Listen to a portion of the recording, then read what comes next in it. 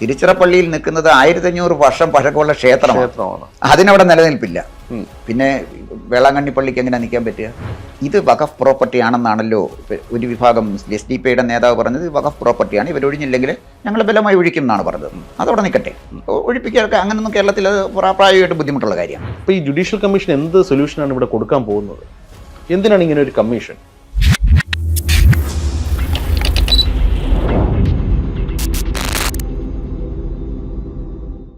നമസ്കാരം. ഇന്റർവ്യൂവിൻ്റെ പുതിയൊരു അധ്യായത്തിലേക്ക് സ്വാഗതം. അതിഥിയായിരുന്നു Shri Konni Gopakumar. Welcome sir, welcome to interview.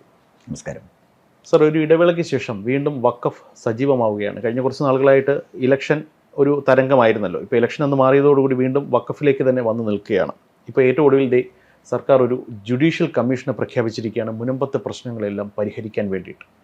ഒരു കമ്മീഷൻ സിറ്റിംഗ് നടത്തിയതുകൊണ്ട് മാത്രം മുനമ്പത്തെ പ്രശ്നങ്ങൾ പരിഹരിക്കുമോ? വഖഫ് എന്ന വിഷയം പരിഹരിക്കപ്പെടുമോ? താങ്കളുടെ പക്ഷം. ഈ വഖഫ് എന്ന വിഷയത്തെ കേരളത്തിലെ ക്രൈസ്തവ സഭകളും മുസ്ലിങ്ങളും ഗവൺമെൻറ്റും രാഷ്ട്രീയ പാർട്ടികളും അന്ധനാനയെ കണ്ടുപോലാണ് സമീപിക്കുന്നത്. ഇവർ വിചാരിക്കുന്നത് നിസ്സാരമായൊരു കാര്യമല്ല വഖഫ്. കാരണം വഖഫിന് ഒരു ചരിത്ര പശ്ചാത്തലമുണ്ട്. അപ്പം നമ്മുടെ നിയമത്തിൽ എല്ലാ വാക്കുകൾക്കും കൃത്യമായി ഡെഫിനിഷൻ ആവശ്യമുള്ള എല്ലാ വാക്കുകൾക്കും ഡെഫിനിഷനുണ്ട്. എന്താണ് what is Waqf?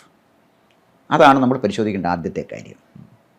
Voluntarily and irrecoverably dedicating a portion of one's wealth to Allah is വഖഫ്.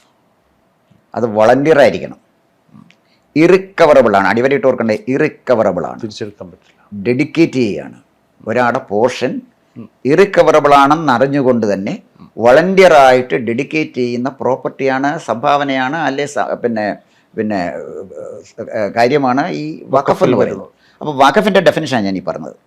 അപ്പോൾ വഖഫ് അങ്ങ് അത് മാറ്റും ഇത് മാറ്റും പറ്റത്തില്ല. അതിൻ്റെ കാര്യം വെച്ചാൽ അത് നമ്മൾ സ്വമനസാലെ കൊടുക്കുന്നതാണെന്ന്. അതായത് പരമകാരുണ്യനായ ദൈവത്തിന് ഒരാൾ സ്വമനസാലയെ കൊടുക്കുന്ന, തിരിച്ചെടുക്കാൻ കഴിയാത്ത സംഭാവനയോ സ്വത്തോ ആണ് നമ്മൾ ഈ വഖഫ് എന്ന് പറയുന്നത്. അപ്പോൾ അയാളുടെ പോർഷന് അങ്ങനെ കൊടുക്കുന്നതാണ്. ഇത് വഖഫ് അവിടെ മുനമ്പത്ത് കുറച്ച് പേരെല്ലാം കൂടെ ഒന്ന് സർവ്വമത സമ്മേളനം നടത്തിയാൽ ഈ വഖഫിൻ്റെ ഡെഫിനിഷൻ മാറും. വഖഫിനൊരു ചരിത്ര പശ്ചാത്തലവും കൊണ്ടുണ്ട്. അതാണ് നമ്മൾ മനസ്സിലാക്കേണ്ടത്. വഖഫ് ഇന്നലെ തുടങ്ങിയതല്ല. ആദ്യത്തെ വഖഫ് ചരിത്രത്തിൽ രേഖപ്പെടുത്തിയിരിക്കുന്നത് 9-ാം നൂറ്റാണ്ടിലാണ്. 9-ാം നൂറ്റാണ്ട് തൊട്ട് തുടങ്ങിയ കാര്യം ഞാൻ ഈ പറയുന്നത്. അതിനുശേഷം 1800 ഓട്ടോമൻ ടർക്കി പിടിച്ചെടുത്തു. ആ ടർക്കി പിടിച്ചപ്പോൾ ടർക്കിയിലെ ഫലഭൂയിഷ്ടമായ സ്ഥലത്തിൻ്റെ ബഹുഭൂരിപക്ഷവും വഖഫായിരുന്നു.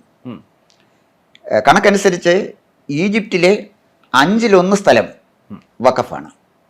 ഇറാനിലെ 1/7 സ്ഥലം വഖഫാണ്. അൾജീരിയയിലെ പകുതി വഖഫാണ്. അപ്പോൾ ഈ വഖഫിന് ഞാൻ പറഞ്ഞു വന്നത് ഒരു നൂറ്റാണ്ട് തൊട്ട് തുടങ്ങി വന്ന ഒരു മതപരമായ ആചാരത്തിൻ്റെ കാര്യമാണ് ഞാൻ ഈ പറയുന്നത്. ഒരു നിസ്സാര കാര്യമായിട്ട് അങ്ങനെ നമുക്ക് കാണാൻ പറ്റില്ല. മനസ്സിലായി. ഇന്ത്യയിൽ ആദ്യമായിട്ട് വഖഫ് വന്നത് 1911 മുഹമ്മദ് ഗോറി ഇവിടെ വന്നു. മുഹമ്മദ് ഗോറി ഇന്ത്യ ആക്രമിച്ച് കീഴടക്കി. അദ്ദേഹം മുൾട്ടാനിലെ ഏറ്റവും ഫലഭൂയിഷ്ടമായ 2 ഗ്രാമങ്ങൾ വഖഫ് ചെയ്തു. അതിനുശേഷം പിന്നീടുണ്ടായ ഒരു ഒരു ഒരു ഒരു ബേസിക്കായ ഒരു മാറ്റം എന്ന് പറയുന്നത്, ഇപ്പോൾ 1911 മുൾട്ടാനിലെ 2 ഗ്രാമങ്ങൾ വഖഫ് ചെയ്തു എന്ന് ഞാൻ പറഞ്ഞല്ലോ. അതിനുശേഷം വഖഫ് വന്നിട്ടുണ്ട്. 1752 ആർക്കോട്ട് നവാബ് തിരുച്ചിറപ്പള്ളിയിലെ അദ്ദേഹത്തിൻ്റെ സ്വത്തുക്കളുടെ ഒരു ഭാഗം വഖഫ് ചെയ്തു. 1752 പുറത്തുനിന്നാണ്. ഇതെല്ലാം വഖഫിൻ്റെ സ്വത്താണ്. പക്ഷേ ഇവിടെ എനിക്കൊരു ഒരു ഒരു ഒരു രസകരമായൊരു കാര്യം, 1752 വഖഫ് ചെയ്തു ആര്? നമ്മുടെ ആർക്കോട്ട് നവാബ്. അതിന് 2 കൊല്ലം മുമ്പ് 1750 മാർത്താണ്ഡവർമ്മ മഹാരാജാവ് അദ്ദേഹം തിരുവിതാംകൂർ കംപ്ലീറ്റ് ആയിട്ട് ശ്രീപത്മനാഭൻ അടിയറ വെക്കുകയാണ്. അങ്ങനെ രാജസ്ഥാൻ അദ്ദേഹം ഒഴിഞ്ഞു. അദ്ദേഹം പത്മനാഭദാസനായിട്ട് മാറി. അദ്ദേഹത്തിൻ്റെ ഉടവാൾ കൊണ്ടുപോയി പത്മനാഭസ്വാമി ക്ഷേത്രത്തിൽ വെച്ചിട്ട് തൃപ്പടിദാനം ചെയ്യുകയാണ്. ഈ രാജ്യം മുഴുവൻ പത്മനാഭൻ സമർപ്പിക്കുകയാണ്. എന്നോ രാജ്യം രാജാവിൻ്റെ അല്ല, ശ്രീപത്മനാഭൻ്റെയാണ്. അതിന് തൃപ്പടിദാനം എന്നാണ് പറയുന്നത്. മതിലകം രേഖകളിൽ അതിനെക്കുറിച്ച് കൃത്യമായിട്ട് പറയുന്നുണ്ട്. ഈ തൃപ്പടിദാനം അനുസരിച്ച് അദ്ദേഹത്തിൻ്റെ ഈ തിരുവിതാംകൂർ എന്ന് പറയുന്ന രാജ്യത്തെ ശ്രീപത്മനാഭന് സമർപ്പിക്കുക ചെയ്തത്. അങ്ങനെ വന്നാൽ ഈ തൃപ്പടിദാനം അനുസരിച്ച് തിരുവനന്തപുരം സെക്രട്ടേറിയറ്റും അതുപോലെ തന്നെ ഗവർണർ താമസിക്കുന്ന രാജ്ഭവനും മുഖ്യമന്ത്രി താമസിക്കുന്ന ക്ലിഫ് ഹൗസും അടക്കം ഈ സ്വത്തുക്കളൊക്കെ ശ്രീപത്മനാഭൻ്റെയാണ്. ആർക്കോട്ട് നവാബ് കൊടുത്തത് അംഗീകരിക്കാമെങ്കിൽ, ആർക്കോട്ട് നവാബിൻ്റെ വഖഫ് അംഗീകരിക്കാമെങ്കിൽ മാർത്താണ്ഡവർമ്മയുടെ തൃപ്പടിദാനം അംഗീകരിക്കേണ്ട ഇക്വാളിറ്റി ഇല്ലയോ? നമുക്ക് സ്വാതന്ത്ര്യം കിട്ടിയപ്പോൾ നമ്മൾ ഈക്വൽ റൈറ്റ് അല്ലേ വന്നത്? അപ്പോൾ നവാബിനും അതുപോലെ തന്നെ പിന്നെ മാർത്താണ്ഡവർമ്മയ്ക്ക് ഇക്വാളിറ്റി ഉണ്ടെങ്കിൽ ഇത് സംഭവിക്കുമല്ലോ. ഞാൻ ഈ പറഞ്ഞു വന്നത് ഇത്തരം ചില കാര്യങ്ങൾ നടന്നിട്ടുണ്ട്. പക്ഷേ തൃപ്പടിദാനത്തിൽ നിന്ന് വ്യത്യസ്തമായിട്ട് വഖഫിന് അതിനൊരു വലിയ അന്തർദേശീയമായ മാനമുണ്ട്. അതാ ഞാൻ പറഞ്ഞ 9-ാം നൂറ്റാണ്ടിലാണെന്ന് പറഞ്ഞു. ഇവിടെ നമ്മൾ മനസ്സിലാക്കേണ്ട ഒരു കാര്യം, സ്വാതന്ത്ര്യം കിട്ടിക്കഴിഞ്ഞപ്പോൾ വിഭജനം വന്നപ്പോൾ ഇന്ത്യയിലെ മുസ്ലിങ്ങൾ പാകിസ്ഥാനിലേക്ക് പോയി, പാകിസ്ഥാനിലെ ഹിന്ദുക്കൾ ഇങ്ങോട്ടും വന്നു. ഒരുപാട് ആളുകൾ മരിച്ചുപോയ ഇന്ത്യയുടെ ചരിത്രത്തിൽ ഏറ്റവും നിർഭാഗ്യകരമായ ഒരേടാണ് ഈ വിഭജനവും അതിനോട് ചേർന്നുണ്ടായ കലാപവും. ഈ കലാപം ഇത് ഒഴിവാക്കി ഇവരുടെ പ്രശ്നങ്ങൾ ഒഴിവാക്കാനായിട്ട് അന്നത്തെ പാകിസ്ഥാൻ പ്രധാനമന്ത്രിയായിരുന്ന ലിയാഖത്ത് അലി ഖാനും ജവഹർലാൽ നെഹ്റുവും തമ്മിലൊരു എഗ്രിമെൻ്റ് ഉണ്ടാക്കി, ഡൽഹി പാക്ട് എന്ന് അറിയപ്പെടുന്നതിന്. അപ്പോൾ അത് അല്ലെങ്കിൽ ലിയാഖത്ത് നെഹ്റു പാക്ട് എന്നത് പറയും. എന്തായാലും ശരി, ഇതനുസരിച്ച് ഈ പാകിസ്ഥാനിൽ നിന്ന് ഇങ്ങോട്ട് വരുന്ന മുസ്ലിങ്ങളുടെ ജീവനും സ്വത്തിനും സംരക്ഷണം കൊടുക്കേണ്ടത് ഗവൺമെൻറ് ഓഫ് ഇന്ത്യയാണ്. മനസ്സിലായി. ഇവിടുന്ന് അവിടെ താമസിച്ചുകൊണ്ടിരുന്ന ഹിന്ദുക്കളുടെ ജീവനും സ്വത്തിനും സംരക്ഷണം കൊടുക്കേണ്ടത് അവിടുത്തെ ഗവൺമെൻറ്റാണ്. പക്ഷേ പാകിസ്ഥാനിൽ എത്ര സംരക്ഷണം ഹിന്ദുക്കൾക്ക് കൊടുത്തു കാണുമെന്ന് നമുക്കറിയാമല്ലോ. കാരണം അവിടെ സ്വാതന്ത്ര്യം കിട്ടിയപ്പോൾ ഉണ്ടായിരുന്ന ജനസംഖ്യയുടെ 1/4 പോലും ഹിന്ദു ജനസംഖ്യ ഇന്ന് പാകിസ്ഥാനിലില്ല. അപ്പം ആ വ്യത്യാസം നമ്മൾ മറക്കാനൊന്നും പാടില്ല. ഇവിടെയാണ് ഈ സംഭവം തുടക്കം കുറിക്കുന്നത്. വഖഫ് നിയമം ആദ്യം വരുന്നത് 1954-ലാണ്. എന്തുകൊണ്ട് 54 വരെ കാത്തിരുന്നത്? 1947 ഈ വിഭജനം നടന്നത്. പിന്നെ ഇതിന് 54 വരെ കാത്തിരുന്നത്? നെഹ്റു കാത്തിരിക്കുകയായിരുന്നു. പട്ടേൽ 1950 മരിച്ചു. പട്ടേൽ മരിച്ചു കഴിഞ്ഞപ്പോൾ നെഹ്റു ചിത്രാധിപതിയായിട്ട് മാറി. അദ്ദേഹത്തിൻ്റെ ഏകാധിപത്യത്തെ ചോദ്യം ചെയ്യാൻ ആരും ഇല്ലാതായി. അങ്ങനെയാണ് 1954 ഈ വഖഫ് നിയമം വരുന്നത്. ഒരു ദേശീയ തലത്തിലൊരു വഖഫ് ബോർഡും സംസ്ഥാന തലത്തിൽ വഖഫ് ബോർഡുകളും രൂപീകരിക്കാൻ നെഹ്റു ഗവൺമെൻറ്റാണ് പറയുന്നത്. നെഹ്റു സത്യത്തിന് ഇത് ചെയ്തത് ഹിന്ദുക്കൾക്കൊരു പണി കൊടുക്കാനാണ്. നെഹ്റുവിൻ്റെ പ്രത്യേകത, നെഹ്റു ആൻറ്റി ഹിന്ദു ആയിരുന്നു. നെഹ്റു ഹിന്ദുക്കൾക്കെതിരായിരുന്നു. സോമനാഥ ക്ഷേത്രം പുനരുദ്ധരിക്കുന്നതിന് നെഹ്റു എതിരായിരുന്നു. അതുപോലെ തന്നെ അയോധ്യയിലെ ക്ഷേത്രവുമായി ബന്ധപ്പെട്ട് അത് പള്ളിയായിട്ട് നിർത്തണമെന്ന് തന്നെയായിരുന്നു നെഹ്റുവിൻ്റെ ആഗ്രഹം. അന്ന് അയോധ്യയിലെ കളക്ടറായിട്ടിരുന്ന ഒരു ആലപ്പുഴക്കാരൻ KK നായരാണ്. അദ്ദേഹത്തിൻ്റെ കാലഘട്ടത്തിലാണ് ഈ വിഗ്രഹം പ്രതിഷ്ഠിക്കുന്നതൊക്കെ. അത് ഒരു ലോ ആൻഡ് ഓർഡർ പ്രശ്നമായിട്ട് മാറി. അപ്പോൾ നെഹ്റു വിളിച്ച് കളക്ടറോട് പറഞ്ഞു, ഈ വിഗ്രഹം എടുത്ത് സരയൂ നദി കളയാൻ പറഞ്ഞു. കളക്ടർ പറഞ്ഞത് ഞാനത് ചെയ്യില്ല, കാരണം ഇവിടെ ലോ ആൻഡ് ഓർഡർ പ്രശ്നം ഉണ്ടാവും, ലക്ഷക്കണക്കിന് ആളുകളെ കൊല്ലണം, അതുകൊണ്ട് പ്രധാനമന്ത്രി വന്ന് നേരിട്ട് എടുത്തുകൊണ്ടാൽ മതി, ഞാൻ എടുക്കില്ലെന്നുള്ള പക്ഷേ അദ്ദേഹം മറുപടി പറഞ്ഞു. അപ്പോൾ തന്നെ അദ്ദേഹത്തിൻ്റെ പേര് നടപടിയെടുത്തു. അദ്ദേഹം രാജിവെച്ചു. രാജിവെച്ച KK നായർ പിന്നെ പാർലമെൻറ്റിൽ MP ആയിട്ടാണ് പോകുന്നത്. അദ്ദേഹത്തിൻ്റെ ഭാര്യ MP ആയി, ശകുന്തള നായർ MP ആയി. അവർ അവിടുത്തെ കാര്യമാണ്. അപ്പം ഇത് ഞാൻ പറഞ്ഞു വന്നത്, നെഹ്റുവിൻ്റെ ഒരു പോളിസി ഉണ്ട്. നെഹ്റു പാശ്ചാത്യ ചിന്താഗതിക്കാരനായിരുന്നു. ഇന്ത്യ ഒരു പാശ്ചാത്യ സംസ്കാരത്തിലേക്ക് കൊണ്ടുവരാനാണ് നെഹ്റു ശ്രമിച്ചത്. എന്നുവെച്ചാൽ നെഹ്റു അടിമുടി മോശമാണെന്നൊന്നല്ല ഞാൻ പറഞ്ഞത്. ഇന്ത്യയുടെ അടിസ്ഥാന സൗകര്യ വികസനത്തിൽ വലിയ പ്രാധാന്യം കൊടുത്ത ആളാണ് നെഹ്റു. പക്ഷേ അദ്ദേഹത്തിന് മതപരമായ വീക്ഷണത്തിൽ അദ്ദേഹം ഒരു ആൻറ്റി ഹിന്ദു തന്നെയായിരുന്നു. അദ്ദേഹം ആൻറ്റി ഹിന്ദു എന്ന് ഞാൻ പറഞ്ഞത് ചരിത്രരേഖ വെച്ചുകൊണ്ട് പറഞ്ഞതാണ്. സോണിയാഗാന്ധി ആൻറ്റി ഹിന്ദു ആണെന്ന് ഞാനല്ല പറഞ്ഞത്. പ്രണബ് കുമാർ മുഖർജി എഴുതി വെച്ചിരിക്കുന്നതാണ്. സോണിയാഗാന്ധി ഹിന്ദു വിരുദ്ധ നിലപാടുള്ള ആളാണെന്ന്. പ്രണബ് കുമാർ മുഖർജി ഇന്ത്യയുടെ പ്രസിഡൻ്റായിരുന്നു.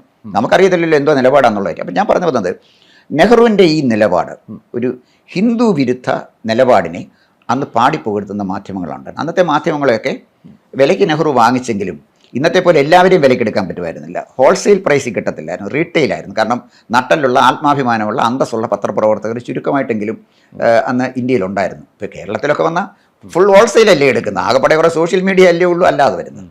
ഇവിടെ ഇതെല്ലാം എടുത്തിട്ട് നെഹ്റു ചരിത്രം രചിച്ചത് മുഴുവൻ ഇന്ത്യൻ സ്വാതന്ത്ര്യ സമരം എന്ന് പറയുന്നത് ജവഹർലാൽ നെഹ്റുവും പിന്നെ അദ്ദേഹത്തിൻ്റെ പേര് പറയേണ്ടതുകൊണ്ട് ഗാന്ധിയെ ഒഴിവാക്കാനെ കൊണ്ട് ഗാന്ധിയെ കൂടെ ഉൾപ്പെടുത്തി അങ്ങനെയാണ് പോയത്. അപ്പോൾ ഇവിടെ ഈ ചതി നെഹ്റു ചെയ്തത് ഹിന്ദുക്കൾക്കിട്ടൊരു പണി കൊടുത്താണ്. പക്ഷേ മുനമ്പത്ത് വന്നപ്പോൾ നിർഭാഗ്യവശാൽ അത് ക്രിസ്ത്യാനികൾക്കായിപ്പോയി എന്നുള്ളതാണ്. അപ്പം മുനമ്പത്ത് ഈ സമരം നടത്തുന്നവരൊരു കാര്യം മനസ്സിലാക്കേണ്ടത്, ഇപ്പോൾ ക്ലിമീസ് തിരുമേനിയും സാദിഖ് അലി തങ്ങളും ആലിംഗനം ചെയ്ത് ആശ്ലേഷിച്ച് ഇത് തീർക്കുമെന്ന് പറഞ്ഞാൽ തീർക്കാൻ ഒക്കില്ല. എങ്ങനെ തീർക്കാൻ ഒക്കും? കാരണം 2 ഭേദഗതികൾ ഇന്ന് വന്നിട്ടുണ്ട്. 1995 നരസിംഹറാവുവിൻ്റെ കാലഘട്ടത്തിൽ ഭേദഗതി വന്നു. 2013 മൻമോഹൻ സിംഗിൻ്റെ കാലഘട്ടത്തിൽ വന്ന ഭേദഗതി അനുസരിച്ചാണെന്നാണ് എൻ്റെ വിശ്വാസം. ഇത് കോടതി ചോദ്യം ചെയ്യാൻ പറ്റത്തില്ല, ട്രൈബ്യൂണലിലെ ചോദ്യം ചെയ്യാൻ പറ്റത്തുള്ളൂ. അപ്പോൾ കോടതിയിൽ പോലും ചോദ്യം ചെയ്യാൻ പറ്റാത്ത ഒരു നിയമമായി ഈ വഖഫ് ആക്ട് മാറുകയാണ് ചെയ്തിരിക്കുന്നത്. ഇതിന് പരിഹാരം ഉണ്ടാക്കാൻ എങ്ങനെ പറ്റും? അതാണ് ഒരു പ്രശ്നം. അപ്പോൾ അവരവിടെ നടത്തുന്ന ചർച്ചകൾ കൊണ്ട് കാര്യമായ എന്തെങ്കിലും ഒരു ഇമ്പാക്റ്റ് ഇക്കാര്യത്തിൽ ഉണ്ടാകുമെന്ന് ഞാൻ കരുതുന്നില്ല. മുനമ്പത്ത് കുറേയധികം ആൾക്കാർ മുൻപ് നടന്ന കാര്യം എന്താണ്, ഇത് വക്കഫാണോ അല്ലയോ എന്നൊന്നും അവർക്കറിയില്ല. വക്കഫ് എന്നുള്ള പേര് പോലും അവർക്കറിയാത്ത കാലത്ത് അവർ കാശ് കൊടുക്കുന്നു, ഭൂമി വാങ്ങുന്നു, വീട് കെട്ടി താമസിക്കുന്നു, വർഷങ്ങളായി കരം അടയ്ക്കുന്നു. അവരെ സംബന്ധിച്ചിടത്തോളം അവരെല്ലാം പ്രോപ്പറായിട്ടാണ് ചെയ്തത്. ഒരു സുപ്രഭാതത്തിൽ വരുന്നു, ആരൊക്കെ വരുന്നു, ഇത് വക്കഫ് പ്രോപ്പർട്ടിയാണ്, ഇറങ്ങിത്തരണം എന്ന് പറയുന്നു, അല്ലെങ്കിൽ അവരുടെ കരം സർക്കാർ സംവിധാനങ്ങൾ സ്വീകരിക്കുന്നില്ല. ഈ സാഹചര്യത്തിൽ സർക്കാർ ഇപ്പോൾ അവിടുത്തെ പ്രശ്നം ഇനി ഒരൊറ്റ മനുഷ്യൻ പോലും കുടിയിറക്കേണ്ടി വരില്ല എന്നൊക്കെ പറയുന്നു. അതേസമയം വക്കഫിൻ്റെ അധികൃതർ പറയുന്നു ഇത് വക്കഫ് പ്രോപ്പർട്ടി തന്നെയാണ്, അവർ പിന്നോട്ടില്ല എന്ന് പറയുന്നു. അപ്പോൾ ഒരു ജുഡീഷ്യൽ കമ്മീഷൻ കൊണ്ടുവന്ന് ഇവിടുത്തെ പ്രശ്നങ്ങൾക്ക് എങ്ങനെ പരിഹാരം കാണാൻ സാധിക്കും എന്നുള്ളതാണ് ഉത്തരം കിട്ടാത്ത ചോദ്യം. ഇത് ജനങ്ങളെ തെറ്റിദ്ധരിപ്പിക്കുന്നതാണ് അനുഷ്യ. കാരണം എന്താ വെച്ചാൽ റെയിൽവേ പ്രോപ്പർട്ടി താമസിക്കുന്ന ആളുകൾ അതുപോലെയുള്ളൂ ഇത്. ഇവർക്ക് സ്വത്തുക്കൾ വിൽക്കാൻ പറ്റില്ല, പണയപ്പെടുത്താൻ പറ്റില്ല, അവിടെ താമസിക്കാം, അവരെ ആരെയും കുടിയിറക്കാൻ പോകുന്നില്ല. പക്ഷേ ഞാൻ ഈ പറഞ്ഞ പോലെ റെയിൽവേ പുറമ്പോക്കി താമസിക്കുന്ന പോലെ അവർക്ക് അവിടെ താമസിക്കാൻ പറ്റുള്ളൂ. അത് മാറ്റാൻ ഒരു കമ്മീഷനെ വെച്ചുകൊണ്ട് എന്ത് പ്രയോജനമാണ്? ഒരു കമ്മീഷൻ എന്താ ചെയ്യാൻ പറ്റുക? പണ്ടും കമ്മീഷനെ വെച്ചില്ലേ? ഇന്ത്യൻ പാർലമെൻറ്റ് പാസ്സാക്കിയ ഒരു നിയമത്തിനെ മറികടക്കാൻ ഇവരെല്ലാം കൂടെ തീരുമാനം എടുത്താൽ നടക്കൂ? എങ്ങനെയാണ് നടക്കുന്നത്? ഇത് വക്കഫ് ആണോ അല്ലയോ എന്നുള്ളൊരു തർക്കം അവിടെ നിൽപ്പുണ്ട്. ഒരു പക്ഷേ ഇത് വക്കഫ് പരിധിയിൽ വരുന്നതല്ല, ഞാൻ അങ്ങനെ അവകാശപ്പെടുന്നതല്ല. അങ്ങനെ ഒരു വ്യവസ്ഥാപിതമായി അങ്ങനെ സ്ഥാപിച്ചെടുക്കാൻ പറ്റിയാൽ ഒരു പക്ഷേ ഈ ഏതൊരു വ്യക്തിയും വസ്തു വാങ്ങുന്നത് ഭാവിയിൽ ഒരു ആവശ്യം വരുമ്പോൾ വിൽക്കാൻ വേണ്ടിയിട്ടൊക്കെ ആയിരിക്കും, അല്ലെങ്കിൽ മക്കളുടെ എന്തെങ്കിലും ഒരു ആവശ്യം പഠനത്തിനോ ചികിത്സയ്ക്കൊക്കെ വേണ്ടിയിട്ട് വിൽക്കേണ്ടി വന്നേക്കാം. അങ്ങനെ ഒരു സാഹചര്യം in case of an emergency വിൽക്കേണ്ടി വന്നാലും വിൽക്കാൻ പറ്റുന്ന ഒരു സാഹചര്യമാണ് അവിടുത്തെ മുനമ്പത്തെ ആൾക്കാർ ആഗ്രഹിക്കുന്നത്. അപ്പോൾ അതിനൊരു പരിഹാരം എങ്ങനെ കാണാൻ പറ്റും എന്നുള്ളതാണ് ചോദ്യം. ഇപ്പോൾ അത് ഉണ്ടാകില്ല, വെറുതെ എന്താ പറയുക, നിങ്ങളാരെയും കുടിയിറക്കില്ല, നിങ്ങളവിടെ ഇരുന്നു കൊള്ളൂ, ഈ റെയിൽവേ പുറമ്പോക്ക് പോലെ അനുഭവിച്ചുകൊള്ളൂ എന്നുള്ളതാണോ സർക്കാർ വയ്ക്കുന്ന ഫോർമുല? അല്ല, സർക്കാരിന് ഇതിനകത്തൊരു പ്രത്യേക ഫോർമുല വയ്ക്കാൻ പ്രയാസമാണ്. സർക്കാർ വിചാരിച്ചാലും പറ്റില്ല. കാരണം ഇതിനകത്തെ കുറ്റവാളികൾ കോൺഗ്രസ്സുകാരാണ്. ഈ വഖഫ് എന്ന് പറഞ്ഞൊരു സംഭവം ഉണ്ടാക്കിയത് നെഹ്റുവാണ്. അതിന് ഈ പരിവേഷം കൊടുത്തത് നരസിംഹറാവും മൻമോഹൻ സിംഗുമാണ്. ഇതിനകത്ത് 100% പ്രതിസ്ഥാനത്ത് നിൽക്കുന്നത് കോൺഗ്രസ് പാർട്ടിയും അതിൻ്റെ നേതാക്കന്മാരുമാണ്. ഇവിടെ അവർ പിന്നെ പാസ്സാക്കിയ നിയമമാണിത്. ഇന്ത്യൻ പാർലമെൻറ്റ് പാസ്സാക്കിയ ഒരു നിയമത്തിനെ കേരള ഗവൺമെൻറ് എങ്ങനെയാണ് മറികടക്കാൻ പറ്റുന്നത്? ഞാൻ ചോദിക്കട്ടെ, ഇവിടെ വഖഫിന് എതിരായിട്ട് നമ്മുടെ നിയമസഭയിൽ പ്രമേയം പാസ്സാക്കിയപ്പോൾ എന്താണ് സംഭവിച്ചത്? അബ്ദുൾ റഹ്മാൻ ആണല്ലോ മിനിസ്റ്റർ ഇത് അവതരിപ്പിച്ചു. ഉബൈദുള്ള സപ്പോർട്ട് ചെയ്തു, ടി സിദ്ദിഖ് സപ്പോർട്ട് ചെയ്തു. ഞാൻ ആലോചിക്കുന്നത്, ഈ ഒരു പ്രമേയം അവതരിപ്പിച്ചപ്പോൾ പോലും ഒരു കമ്മ്യൂണിറ്റിയിൽപ്പെട്ട ആളുകൾ അത് അവതരിപ്പിക്കുന്നു, അത് സപ്പോർട്ട് ചെയ്യുന്നു, അങ്ങനെയല്ലേ പോയത്? എത്ര രഹസ്യമായിട്ടത് പാസ്സാക്കിയെടുത്തു. നിയമസഭയിലിരുന്ന് കോൺഗ്രസും കമ്മ്യൂണിസ്റ്റ് പാർട്ടിയും കൂടെ ഏകകണ്ഠമായിട്ട് പാസ്സാക്കിയതാണ് വഖഫ് നിയമം എങ്ങനെ നിൽക്കണമെന്ന്. അവർ പാസ്സാക്കി വെച്ച നിയമത്തിനെതിരായിട്ടാണോ ഇവർ പറയാൻ പോകുന്നത്? പിന്നെ ഇവർക്ക് പതിച്ചു കൊടുക്കണം. കരം വാങ്ങിച്ചാൽ അത് വഖഫ് അല്ലാതായി മാറി. സ്റ്റേറ്റ് ഗവൺമെന്റ് കരം വാങ്ങിച്ചാൽ അത് സ്റ്റേറ്റ് ഗവൺമെന്റിന്റെ പ്രോപ്പർട്ടി കൂടെ അല്ലേ? സ്റ്റേറ്റ് ഗവൺമെന്റ് അധികാരമുണ്ടല്ലോ, അത് അധികാരം ഇല്ല സ്റ്റേറ്റ് ഗവൺമെന്റിന്. മനസ്സിലായി. ഇപ്പോൾ ഇവിടെ ഇത് വഖഫ് പ്രോപ്പർട്ടിയെ അല്ല എന്നുള്ള തരത്തിൽ ഒരു നില വന്നാൽ അതിന് ഈ പറയുന്ന ഇപ്പോൾ പ്രപ്പോസ് ചെയ്തിരിക്കുന്ന ഈ ശീതകാല സമ്മേളനത്തിൽ തന്നെ പരിഗണിക്കപ്പെടുന്ന വഖഫ് അമെൻമെൻറ്റ് ആക്ട് അമെൻമെൻറ്റ് പാസ്സായാൽ ഇവർക്ക് ഇത് വഖഫ് പ്രോപ്പർട്ടിയെ അല്ല എന്നുള്ളൊരു സാഹചര്യം സൃഷ്ടിക്കാൻ സാധിക്കുമോ എന്നുള്ളതാണ് ചോദ്യം. അല്ല, അതിനകത്തുള്ള പ്രോബ്ലം വെച്ചാലേ, ഇത് വഖഫ് പ്രോപ്പർട്ടി ആണെന്നാണല്ലോ ഒരു വിഭാഗം SDP-യുടെ നേതാവ് പറഞ്ഞത്. വഖഫ് പ്രോപ്പർട്ടിയാണ്, ഇവരൊഴിഞ്ഞില്ലെങ്കിൽ ഞങ്ങൾ ബലമായി ഒഴിക്കും എന്നാണ് പറഞ്ഞത്. അതവിടെ നിൽക്കട്ടെ, ഒഴിപ്പിക്കാനൊക്കെ അങ്ങനൊന്നും കേരളത്തിൽ പ്രായോഗികമായിട്ട് ബുദ്ധിമുട്ടുള്ള കാര്യമാണ്. പക്ഷേ വഖഫ് പ്രോപ്പർട്ടി ആണെന്ന് പറയുന്ന അദ്ദേഹത്തിൻ്റെ ആർഗ്യുമെൻറ്റിനെ കണ്ണിക്കണ്ടേ? വഖഫ് പ്രോപ്പർട്ടി ആണെന്ന് SDP-യുടെ നേതാവ് അഷ്റഫ് മൗലവി പറഞ്ഞാൽ അദ്ദേഹത്തിൻ്റെ ആർഗ്യുമെൻറ്റിനെ നിയമപരമായിട്ട് വേണ്ടേ കണ്ണിക്കാൻ? ഞങ്ങൾ ഒഴിഞ്ഞു വരത്തില്ല, ഇത് ഞങ്ങളുടേതാണ്, ഒടിയൊഴിപ്പിക്കാൻ വന്നാൽ പറ്റില്ല എന്ന് പറയുന്നതിന് ഉത്തരവല്ല. വഖഫ് പ്രോപ്പർട്ടി ആണോ അല്ലയോ എന്നാണ് തെളിയിക്കേണ്ടത്. ഇവിടെ പ്രശ്നം ഒരു സേട്ട്, അദ്ദേഹം ഗുജറാത്തുകാരനാണെന്ന് തോന്നുന്നു. അദ്ദേഹം രാംകോട്ട് രാജാവിൻ്റെ നിന്ന് വാങ്ങിച്ച ഈ സ്ഥലം ഫറൂഖ് കോളേജിന് വഖഫ് ചെയ്താണ്. അത് കൃത്യമായിട്ട് അതിൻ്റെ രേഖയുണ്ട്, വഖഫ് ചെയ്താണ്. അതാണ് ഞാൻ മുമ്പേ പറഞ്ഞ ആ ഡെഫിനിഷനിൽ അത് ഇറക്കവറബിൾ ആണ്, എടുത്ത് തിരിച്ചെടുക്കാൻ പറ്റില്ല. വളണ്ടറായിട്ട് കൊടുത്തതല്ലേ, അത് ദൈവത്തിന് കൊടുത്തതല്ലേ. ഇത് മറച്ചു വെച്ചുകൊണ്ട് അവർ കച്ചവടം ചെയ്തു. അല്ല, അത് അന്ന് ഈ കാര്യം വിവാദത്തിലില്ലല്ലോ. അത് അവർ മറച്ചു വെച്ചുകൊണ്ട് കബളിപ്പിക്കാൻ കച്ചവടം ചെയ്തൊന്നുമല്ല. അന്നത്തെ ഒരു രീതി അനുസരിച്ച് ഭൂപരിഷ്കരണമൊക്കെ വന്ന കാലഘട്ടമല്ലേ. അന്ന് ഇങ്ങനൊരു ഒരു സ്ഥിതി 2024 വരുമെന്ന് ഫറൂഖ് കോളേജിൻ്റെ അധികൃതർ കാണാൻ സാധ്യതയില്ല. കാരണം അവർ കുറച്ചുകൂടെ വിശാല മനസ്കരായ ആളുകളാണ്. അവരത് വിറ്റു എന്ന് മാത്രമല്ല, അതിൻ്റെ ഒരു ഹിഡൻ അജണ്ടയൊന്നുമില്ല. ഇപ്പോഴാണല്ലോ വിവാദമായത്. വിവാദമായി കഴിഞ്ഞപ്പോഴാണ് ഇത് വിൽക്കാൻ ഒക്കാതെ വന്നത്. അപ്പോൾ എന്ന് പറഞ്ഞാൽ അവിടെ കുടിയൊഴിപ്പിക്കത്തില്ല എന്നുള്ളത് 100% ശരിയാണ്. അവർക്ക് അവിടെ താമസിക്കാം. പക്ഷേ അവരാ താമസിക്കുന്നു എന്നുള്ളത് കൊണ്ട് അവർ വസ്തുവിൻ്റെ ഉടമസ്ഥന്മാരാകാൻ നിലവിലുള്ള നിയമം അനുസരിച്ച് പറ്റത്തില്ലെന്നേ ഞാൻ പറഞ്ഞുള്ളൂ. അസാധ്യമായ കാര്യമാണ്. മനസ്സിലായി. അപ്പോൾ ഈ ജുഡീഷ്യൽ കമ്മീഷൻ എന്ത് സൊല്യൂഷനാണ് ഇവിടെ കൊടുക്കാൻ പോകുന്നത്? എന്തിനാണ് ഇങ്ങനെ ഒരു കമ്മീഷൻ? അല്ല, ഇത് എനിക്ക് മനസ്സിലാകാത്തൊരു കാര്യം. കേരള നിയമസഭയിൽ UDF LDF കൂടെ ഒന്നിച്ചിരുന്നൊരു പ്രമേയം പാസ്സാക്കി വെച്ച് എന്തിനാണ് ജുഡീഷ്യൽ കമ്മീഷനെ വയ്ക്കുന്നത്? അവർ വേറൊരു പ്രമേയം കൂടെ പാസ്സാക്കിയാൽ പോരായോ? ഒരു പ്രമേയം പാസ്സാക്കാമെങ്കിൽ ഒരു പ്രമേയം കൂടെ പാസ്സാക്കണം. ഈ പിന്നെ ഇവിടുത്തെ മുനമ്പത്തെ ആളുകളുടെ പിന്നെ പ്രശ്നം ഈ വഖഫ് നിയമത്തിൽ നിന്ന് ഒഴിവാക്കണം എന്ന് പറഞ്ഞ് അവർക്ക് പ്രമേയം പാസ്സാക്കാമല്ലോ.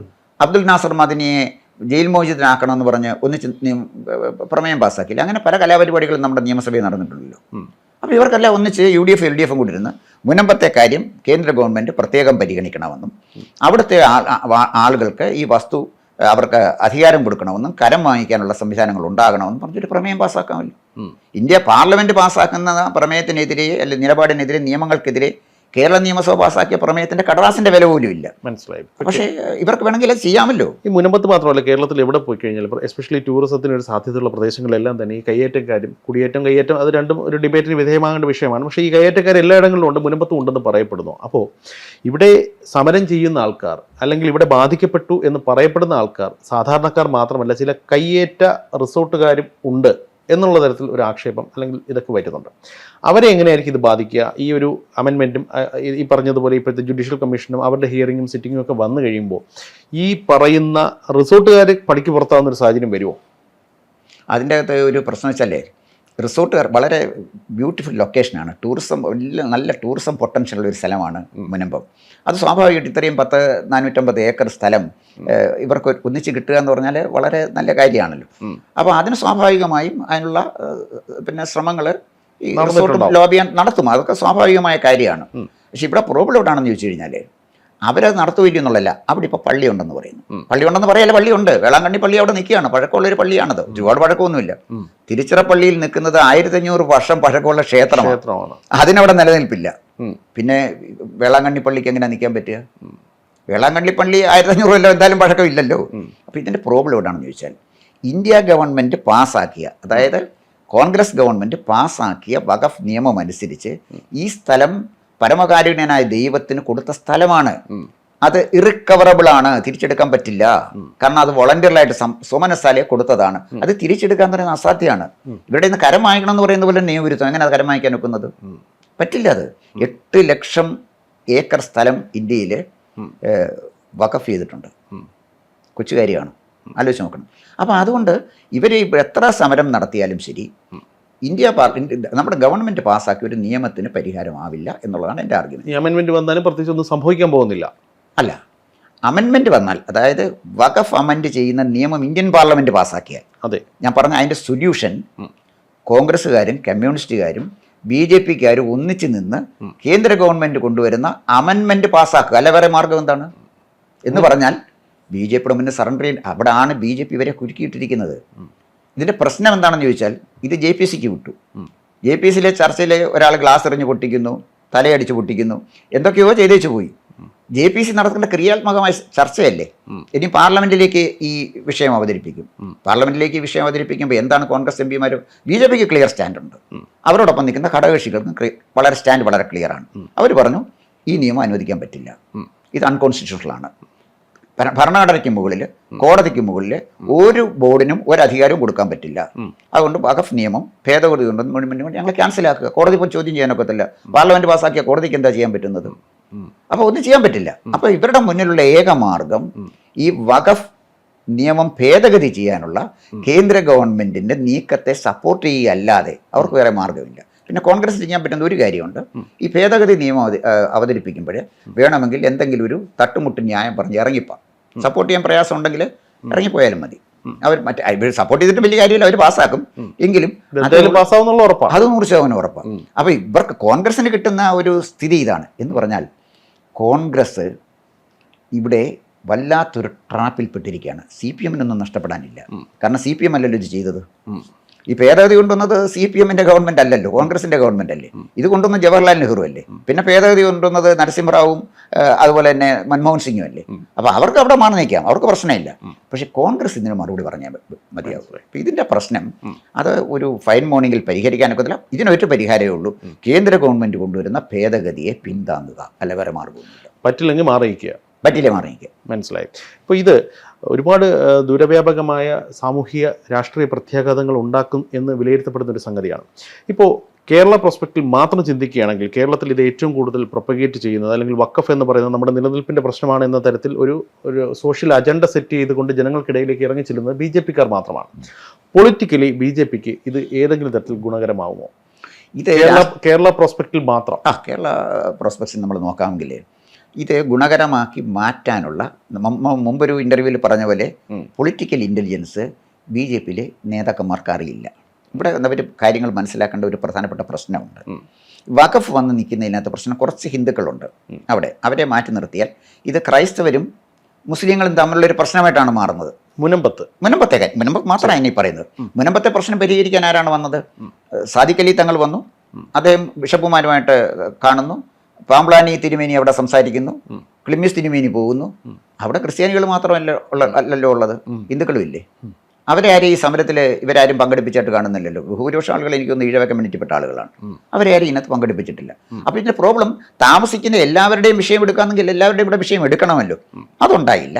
അപ്പോൾ പള്ളിയും പിന്നെ മുസ്ലിം നേതൃത്വവുമായിട്ട് പരിഹരിക്കാനുള്ള ശ്രമമാണ് രണ്ട് കൂട്ടരും നടന്നത്. LDFനും അത് ഇഷ്ടമാണ്, UDFനും അത് ഇഷ്ടം. പക്ഷേ അത് പരിഹരിക്കാൻ കഴിയില്ല എന്നുള്ള ബി ജെ പിയെ സംബന്ധിച്ചിടത്തോളം ബി ജെ പിക്ക് അത് ഗുണം ചെയ്യാനുള്ള സാധ്യത കാരണം എന്നറിയാൻ കുറവാണ്. അതിൻ്റെ കാരണം ഈ ഇലക്ഷൻ ജയിക്കണമെങ്കിൽ ഇതുകൊണ്ട് പറ്റില്ല. നമ്മൾ നാടൻ ഭാഷയുണ്ടല്ലോ, ഉറങ്ങാൻ കള്ള് വേറെ കുടിക്കണമെന്ന് എന്ന് പറഞ്ഞ പോലെ ഇലക്ഷൻ ജയിക്കാൻ വേറെ വല്ല മാർഗവും നോക്കണം.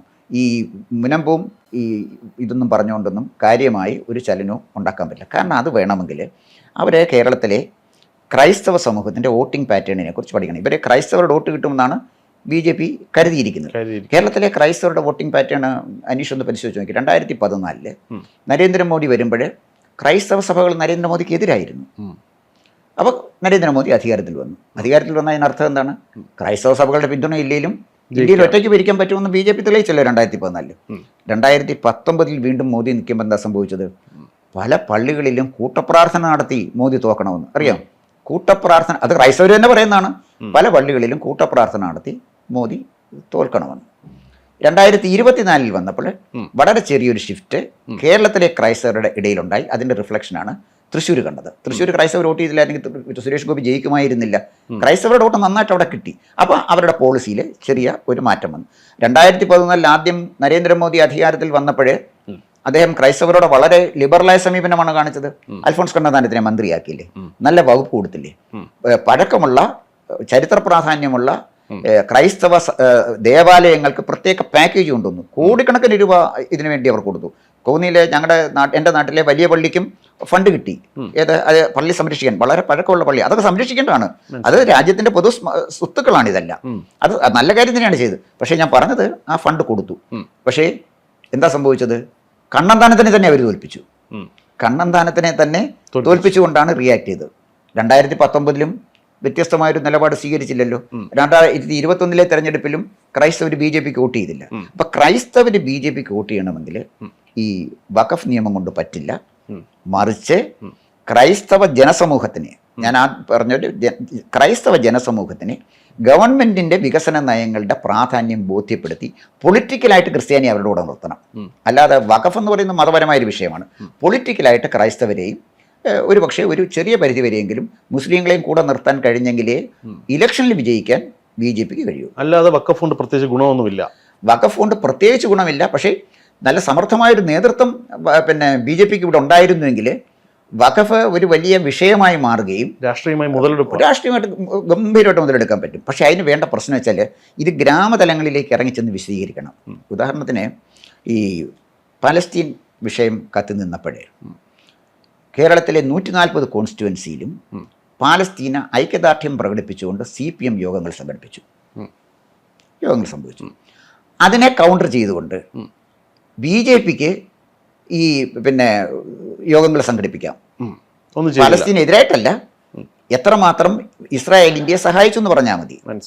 പക്ഷേ ഇതിനെ CPM ഉയർത്തുന്ന ഒരു രാഷ്ട്രീയ വെല്ലുവിളിയെ നേരിടത്തക്ക വിധത്തിലുള്ള യാതൊരു ആയുധങ്ങളോ ഒന്നെങ്കിലും ഒരു ചെറിയ കാര്യമെങ്കിലും പോലും BJPയുടെ ഇല്ല. അവർക്ക് അതിനെ ഡിഫെൻഡ് ചെയ്യാൻ എങ്ങനെയാണെന്ന് അറിയില്ല. അതാണ് എൻ്റെ കാര്യം. അവർ മതത്തെ കൊണ്ട് ഡിഫെൻഡ് ചെയ്യാൻ ഉദ്ദേശിക്കുന്നത്. മനസ്സിലായി. അത് ഫലപ്രദമല്ല. ഇപ്പോൾ താങ്കൾ ക്രിസ്തീയ സമൂഹം നേരിടുന്ന ഒരുപാട് പ്രശ്നങ്ങളെക്കുറിച്ച് പറയുകയുണ്ടായി. പക്ഷേ ഇതിനോടൊപ്പം നമ്മൾ ചേർത്ത് വായിക്കേണ്ട ഒരു കാര്യം, വഖഫ് എന്നുള്ളൊരു വിഷയം മാറ്റി നിർത്തിയാൽ ക്രിസ്തീയ സമൂഹം നേരിടുന്ന വേറെ നിരവധിയായ പ്രശ്നങ്ങളുണ്ട്.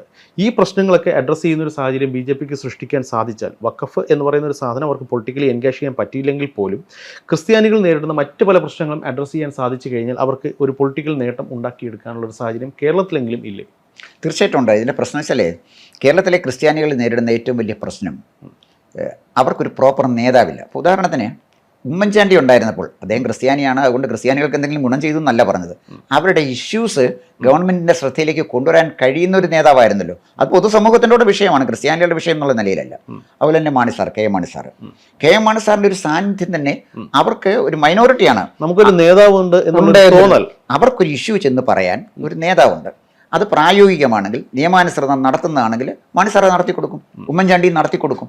ഞാൻ പറഞ്ഞ അത്തരം നേതാക്കന്മാർ ഇന്ന് ക്രൈസ്തവരുടെ ഇടയിൽ നിന്ന് കേരളത്തിലെ പൊളിറ്റിക്കൽ പാർട്ടിയിൽ, പ്രത്യേകിച്ച് കോൺഗ്രസ് പാർട്ടിയിൽ ഇല്ല. അതാണ് ക്രൈസ്തവർ നേരിടുന്ന ഏറ്റവും അടിസ്ഥാനപരമായ പ്രശ്നങ്ങളുടെ ഒന്നതാണ്. രണ്ടാമത്തെ കാര്യം എന്താണെന്ന് വെച്ചാൽ, ഇപ്പോൾ ഉദാഹരണത്തിന് പ്രൊഫസർ TJ ജോസഫിൻ്റെ കൈവെട്ടി, അത് കേരള സമൂഹത്തെ ചലിപ്പിച്ചൊരു വിഷയമാണ്. ഒരുപക്ഷേ ഈ ഒരു പൊളിറ്റിക്കൽ ഇസ്ലാമിനെതിരെ ക്രൈസ്തവരും ഹിന്ദുക്കളും ഒന്നിച്ചു നിൽക്കാൻ വഴിതെളിച്ച ആദ്യത്തെ സംഭവം അതാണ്. അവിടെയാണ് ഗൗരവമായി. പക്ഷേ അവിടെയും പ്രശ്നം ആലോചിച്ച് നോക്കണം. ഇദ്ദേഹത്തിന് കൈ വെട്ടിക്കഴിഞ്ഞപ്പോൾ അദ്ദേഹത്തിന് ജോലിയിൽ നിന്ന് പിരിച്ചു വിട്ടു. അദ്ദേഹത്തിൻ്റെ ഭാര്യ സലോമി ആത്മഹത്യ ചെയ്യേണ്ടി വന്നു. ഇതെല്ലാം കൊണ്ടെത്തിച്ചത് സഭാ മതമേലധ്യക്ഷന്മാരാണ്. ദയയുടെ മുടന്തിയ കുഞ്ഞാടിനെ എടുത്ത ക്രിസ്തുദേവൻ്റെ പേര് പറയുന്ന ആളുകൾ കൈ നഷ്ടപ്പെട്ട ഒരു സഭാവിശ്വാസിയെ കോളേജിൽ നിന്ന് പുറത്താക്കിക്കൊണ്ടാണ് പ്രതികരിച്ചത്. എത്ര ക്രൂരമാണെന്ന് ആലോചിച്ച് നോക്കണം, എത്ര ക്രൂരമാണ്. അപ്പോൾ ഇവിടെ ഞാൻ പറയുന്നത്, ഇത് പറയുമ്പോൾ ക്രൈസ്തവരുടെ ഇടയിൽ തന്നെ പല ക്രിസ്ത്യൻ സുഹൃത്തുക്കളും ഇവരെയൊക്കെ കുറിച്ച് വളരെ നിശിതമായി വിമർശിച്ചിട്ടുണ്ട് സഭയെ. അപ്പോൾ സഭയുടെ നിലപാടാണ് ഞാൻ ഈ പറയുന്നത്. ഈ ഒരു ആവശ്യം വരുമ്പോൾ, ഒരുത്തൻ ജീവൻ നഷ്ടപ്പെട്ടപ്പോൾ അവനെ താങ്ങാൻ കഴിയാത്ത ഒരു സഭയെ എങ്ങനെ സാധാരണ ക്രിസ്ത്യാനി വിശ്വസിക്കും? മറ്റൊരു കാര്യം കൂടെ ഞാൻ പറയാം. ഇപ്പോൾ ഈ കൈവെട്ട് കേസ് നടന്നു. ഒരുപക്ഷെ ഇത് SN കോളേജിലെയോ അല്ലെങ്കിൽ NSS കോളേജിലെയോ ഒരു പ്രൊഫസർക്കായിരുന്നു ഇത് ഇത്ര പെട്ടെന്ന് സംഭവിക്കുമെന്ന് വെച്ചാൽ എനിക്ക് അറിഞ്ഞൂടാ, ആയിരുന്നു ഒരു ചോദ്യമാണ് ഞാൻ ഈ പറയുന്നത്. അത് കഴിഞ്ഞ് പിന്നീടുണ്ടായ പ്രശ്നം എന്താണ്? നിർമ്മല കോളേജിൽ നിസ്കരിക്കാൻ സൗകര്യം വേണമെന്ന് പറഞ്ഞു. അത് നിർമ്മല കോളേജിൽ മാത്രം നിസ്കരിച്ചാൽ മതിയോ? മുസ്ലിങ്ങൾ ഭൂരിപക്ഷമുള്ള പല കോളേജുണ്ട്. ഇപ്പോൾ ഉദാഹരണത്തിന് പന്തളം NSS കോളേജ്, ഒരുപാട് മുസ്ലിങ്ങളുള്ള സ്ഥലമാണല്ലോ. അവിടെ നിസ്കരിക്കാൻ എന്താ മുറി ചോദിക്കാത്തേ? കൊല്ലം SN കോളേജ്, അവിടെ എന്താ ഒരു സ്ഥലം പന്തളം NSS കോളേജ് ചോദിക്കാം, കൊല്ലം SN കോളേജ് ചോദിക്കാം. എന്തിനീ നിർമ്മല കോളേജ് മാത്രമായിട്ട് ചോദിക്കുന്നത്? ഒരു സംശയം, അതായത് ഈ താങ്കൾ പറയുന്നതിൻ്റെ ഒരു ലക്ഷ്യം എന്ന് പറയുന്നത് കൃത്യമായി നിസ്കരിക്കാൻ പ്രത്യേക ഇടം ചോദിക്കുന്നത് സെലക്ട് ചെയ്ത ഒരു താല്പര്യത്തിൻ്റെ അടിസ്ഥാനത്തിലാണ് എന്നാണ് താങ്കൾ പറയുന്നത്? അതെ, ഞാൻ ചോദിക്കുന്നത് നിസ്കരിക്കാൻ കോളേജിൽ സൗകര്യം വേണമെങ്കിൽ ഓക്കെ, അത് നിർമ്മല കോളേജിൽ മാത്രം മതിയോ? എല്ലാ കോളേജിലും നിസ്കരിക്കാൻ സൗകര്യം വേണ്ടേ? അത് പ്രാദേശികമായി അവിടുത്തെ കുട്ടികൾ ആവശ്യപ്പെട്ട ഒരു കാര്യമാണ്. അതിന്റെ പിന്നിൽ മറ്റാരെങ്കിലും ഉണ്ട് എന്നുള്ളതാണ് താങ്കൾ പറഞ്ഞു വെക്കുന്നത്. അല്ല, പ്രാദേശികമായ കുട്ടികൾ നിർമ്മല കോളേജ് തിരഞ്ഞെടുക്കാനുള്ള കാരണം എന്താണ്? മെജോറിറ്റി ഉള്ള വേറെ സ്ഥലങ്ങളും ഉണ്ടല്ലോ. ഞാൻ പറഞ്ഞു വന്നതിൻ്റെ കാര്യം, ഇത് ബേസിക്കായുള്ള പ്രോബ്ലം എന്ന് പറഞ്ഞാൽ ഇത്തരം ചില കാര്യങ്ങൾ, ഇത്തരം ചില ഇമ്മച്ചുറായ അപക്വമായ ചില സമരങ്ങളും സമീപനങ്ങളും ക്രിസ്ത്യാനികളെ വല്ലാതെ അലട്ടുന്നുണ്ട്. ഒപ്പം അവരെ നയിക്കാൻ ഒരു നേതാവില്ല. അവരുടെ പ്രശ്നം ചെന്ന് പറയാൻ ഒരു നേതാവ് വേണ്ടേ? മനസ്സിലായി. അങ്ങനെ ഒരു നേതാവ് കേരള രാഷ്ട്രീയത്തിലില്ല. ഇപ്പോൾ ഉദാഹരണത്തിന് പാലാ ബിഷപ്പ്, അദ്ദേഹം ഡ്രഗ് ജിഹാദിനെ കുറിച്ച് പറഞ്ഞു, വേറെ ഒരു ബിഷപ്പ് ലവ് ജിഹാദിനെ കുറിച്ച് പറഞ്ഞു. ഓക്കെ, അവർക്കത് പറയാൻ അവകാശമില്ലേ? നമുക്കത് നിഷേധിക്കാം, ലവ് ജിഹാദ് ഇല്ല നമുക്ക് പറയാം, അല്ലെ തെളിവ് സഹിതം സ്ഥാപിക്കാം ഡ്രഗ് ജിഹാദ് ഇല്ല എന്ന് പറയാം. അത് പറയുന്നതിന് പകരം പറഞ്ഞ ബിഷപ്പിനെ തടയുകയല്ലേ ചെയ്തത്. അന്ന് PC ജോർജ് ഇടപെട്ടില്ലായിരുന്നുവെങ്കിൽ പാലായിൽ വലിയ സംഘർഷം ഉണ്ടാകുമായിരുന്നില്ലേ? അപ്പം ഞാനതാ പറഞ്ഞു വന്നത്, ഇവിടെ ക്രൈസ്തവ സമൂഹം അനുദിനം ഇവിടെ ഈ പൊതുസമൂഹത്തിൽ നിന്നും ഒരു പരിധി വരെ അന്യവൽക്കരിക്കപ്പെട്ടുകൊണ്ടിരിക്കുകയാണ്. അവർക്കൊരു അരക്ഷിത ബോധം ക്രൈസ്തവരുടെ ഇടയിൽ വളരെ വേഗം വന്നിരിക്കുന്നു. കാരണം അവർക്കൊരു പ്രശ്നം വന്നാൽ അവരെ സഹായിക്കാൻ ആരുമില്ല. ഒരു വളരെ അടുത്ത എൻ്റെ ഒരു ക്രിസ്ത്യാനി സുഹൃത്ത്, അദ്ദേഹം ഒരു കോളേജിലെ പ്രൊഫസറാണ്. അദ്ദേഹം സംസാരിച്ചുകൊണ്ടിരുന്നപ്പോഴേ തമാശയായിട്ട് പറഞ്ഞു, ഞാൻ താമസിക്കുന്ന സ്ഥലം ഞാൻ പറയുന്നില്ല, ഒരു പക്ഷേ അദ്ദേഹത്തിന് എല്ലാവരും അറിയുന്നുള്ളതുകൊണ്ട്, ഇന്ന സ്ഥലത്താണ് താമസിക്കുന്നത്, പക്ഷേ എനിക്കൊരാവശ്യം വന്നാൽ ആരാ നമ്മളെ സഹായിക്കാനുള്ളത്? ഒന്നുമില്ലെങ്കിൽ നിങ്ങൾക്ക് ഒരു പ്രശ്നം വന്ന RSS ഉണ്ടല്ലോ. പുള്ളി പറയുന്ന കാര്യം RSSനെ ആ സംരക്ഷകരായിട്ടാണ് അവരെ കാണുന്നത്. അദ്ദേഹം എന്നെ പറഞ്ഞ ഒരു ന്യായീകരണം എന്താണെന്ന് ചോദിച്ചു കഴിഞ്ഞാൽ, വലിയ കുഴപ്പമുള്ളാകുന്ന സ്ഥലത്തേക്ക് ഒരു പൊട്ടുമൊക്കെ തൊട്ട് ഒരു കാവി ഉടുത്ത് ഒരു ചരടൊക്കെ കെട്ടിക്കഴിഞ്ഞാൽ ഒരു പോലീസ് ഓഫീസർ എന്ന ഗുണമാവും. കാരണം തൊട്ടാൽ തിരിച്ചടിക്കുന്നറിയാം. അതാണ് അതിൻ്റെ പ്രശ്നം. ഇത് പക്ഷേ അങ്ങനെ ഒരു സംരക്ഷണം ഞങ്ങൾക്ക് ആര് തരും? പള്ളി തരത്തില്ല. കാരണം പള്ളിക്ക് അവരുടെ കാര്യത്തിലാണ്. അദ്ദേഹം പറഞ്ഞ ഒരു വലിയ രസകരമായ ഒരു കമൻ്റ് ഉണ്ട്. ഞാൻ ചോദിച്ചു, നിങ്ങൾക്ക് വളരെ സംഘടിതരാണ്, സമ്പന്നരാണ്, ബിഷപ്പുമാരില്ലേ എന്ന് ചോദിച്ചാൽ പുള്ളി അതിന് പറഞ്ഞ ഒരു വളരെ രസകരമായ ഒരു ഡയലോഗുണ്ട്. എന്ന് പറഞ്ഞാൽ ഈ കാലം എന്ന് പറഞ്ഞ നോവലിനകത്തെ എം ടി വാസുദേവൻ നായരുടെ ഒരു കഥാപാത്രം പറയുന്ന ഡയലോഗുണ്ട്. സേതു ഒരാളെ മാത്രമേ സ്നേഹിച്ചിട്ടുള്ളൂ, അത് സേതുവിനെ മാത്രമാണ്. അത് ഞങ്ങളുടെ ബിഷപ്പുമാർക്ക് ആപ്ലിക്കബിളാണ്. അവരവരെ മാത്രമേ സ്നേഹിക്കുന്നുള്ളൂ, ഞങ്ങളെ ആരും സ്നേഹിക്കുന്നില്ല. സ്നേഹിക്കുന്നുണ്ടായിരുന്നെങ്കിൽ പല ഗതികേടുകളും ഈ സഭകൾക്ക് അല്ലെങ്കിൽ ഈ വിശ്വാസികൾക്കുണ്ടാകുമായിരുന്നില്ല. അപ്പം അത്തരത്തിലേക്ക് ക്രൈസ്തവ വിശ്വാസികളുടെ ആറ്റിറ്റ്യൂഡണൽ ചേഞ്ച് വന്നു ഞാൻ ഈ പറയുന്നത്. ഇതൊക്കെ ക്വാളിഫൈഡ് ആയിട്ടുള്ള ആളുകളാണ് പറയുന്നത്. അപ്പം അത് സഭകൾ പറയുന്നത് അതുപോലെ എടുക്കാൻ ക്രൈസ്തവർ തയ്യാറാകാതിരിക്കുന്നതിൻ്റെ പ്രധാന കാരണം ക്രൈസ്തവ സമൂഹത്തിന് നേതൃത്വം കൊടുക്കാൻ, പൊളിറ്റിക്കലായിട്ട് നേതൃത്വം കൊടുക്കാൻ, ആത്മീയ നേതൃത്വം അല്ലേ സഭയ്ക്ക് കൊടുക്കാൻ പറ്റുള്ളൂ, പൊളിറ്റിക്കലായിട്ട് അവരുടെ താല്പര്യം സംരക്ഷിക്കാൻ ഒരാളില്ല എന്നുള്ള ഒരു വാക്കുമുണ്ട്.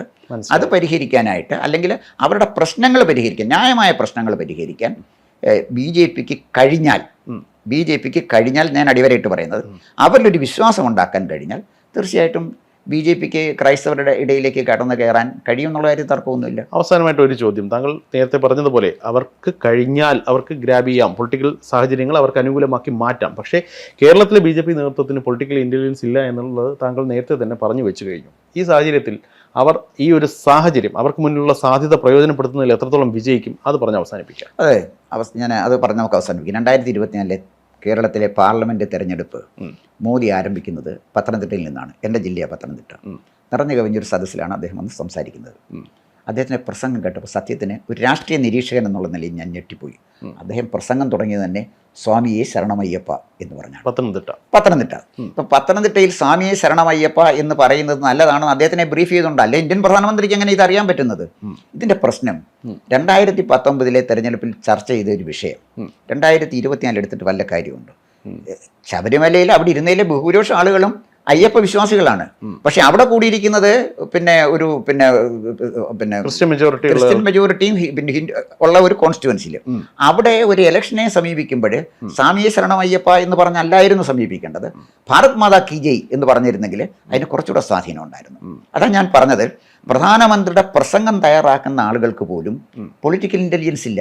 ഉണ്ടെങ്കിൽ ആ പ്രസംഗം അങ്ങനെയല്ല തുടങ്ങേണ്ടത്. രണ്ടാമത്തെ കാര്യം, അവിടെ സ്ഥാനാർത്ഥി നിശ്ചയിച്ചു. അനിൽ ആന്റണി ഏറ്റവും അൺഫിറ്റ് സ്ഥാനാർത്ഥിയാണ് അവിടെ. ആന്റണിയുടെ മകനാണെന്നുള്ള കറക്റ്റാണ്, എഡ്യൂക്കേറ്റഡ് ആണ്, എലീറ്റ് ആണ്, നല്ല മിടുക്കൻ ചെറുപ്പക്കാരനാണ്. പക്ഷേ അവിടെ കൊണ്ടുവന്ന് കൊടുക്കാൻ പറ്റിയ സ്ഥാനാർത്ഥിയല്ല അദ്ദേഹം. സ്ഥാനാർത്ഥി നിർണ്ണയിക്കുമ്പോൾ പൊളിറ്റിക്കലായിട്ട് വേണം നിശ്ചയിക്കാൻ. ഒരു പക്ഷേ അവിടെ ഏറ്റവും നല്ലതായിരുന്ന സ്ഥാനാർത്ഥി ഷോൺ ജോർജ് ആയിരുന്നു. ഈ പി സി ജോർജ് നിന്നാൽ ഈഴവ സമുദായത്തിൽ ചില അഭിപ്രായ വ്യത്യാസങ്ങളൊന്നും ഉണ്ടായിരുന്നു. ഇപ്പോൾ അത് പരിഹരിച്ചൊന്നും എനിക്ക് അറിഞ്ഞുകൂടാ. എന്നാലും ഷോൺ ജോർജ് ആയിരുന്നെങ്കിൽ കുറച്ചുകൂടെ ആപ്റ്റ് കാൻഡിഡേറ്റ് ആയിട്ട് അവിടെ വരുമായിരുന്നു. ഞാൻ പറഞ്ഞു വന്നത്, ക്രൈസ്തവരെ എങ്ങനെ കൂടെ നിർത്തണം എന്നുള്ളതിനെക്കുറിച്ച് കൃത്യമായൊരു ചിത്രം അവരുടെ മനസ്സിലുണ്ടായിരുന്നു എങ്കിൽ കേരളത്തിലെ തെരഞ്ഞെടുപ്പ് പ്രചരണം ഇത് പറഞ്ഞുകൊണ്ട് ഒരുപക്ഷെ ഇന്ത്യൻ പ്രധാനമന്ത്രി തുടങ്ങുമായിരുന്നില്ല. അപ്പോൾ അവരെ കൃത്യമായി ബി ജെ പി കാര്യങ്ങൾ പഠിക്കണം. എങ്ങനെ ക്രൈസ്തവരെ കൂടെ നിർത്താം, എങ്ങനെ മുസ്ലിങ്ങളെ കൂടെ നിർത്താം, അവരെ മാറ്റി നിർത്തേണ്ടവരല്ല, അവരെയും ഈ മുഖ്യധാരയിൽ ചേർത്ത് നിർത്തി മാത്രമേ കേരളത്തിൽ അധികാരത്തിൽ വരാൻ കഴിയുള്ളൂ എന്നുള്ള ലളിതമായ ഒരു സത്യം മനസ്സിലാക്കണമെങ്കിൽ അതിന് മിനിമം ഈ നമ്മൾ പറയുന്ന കോമൺ സെൻസ് അതുണ്ടെങ്കിലേ പറ്റുള്ളൂ.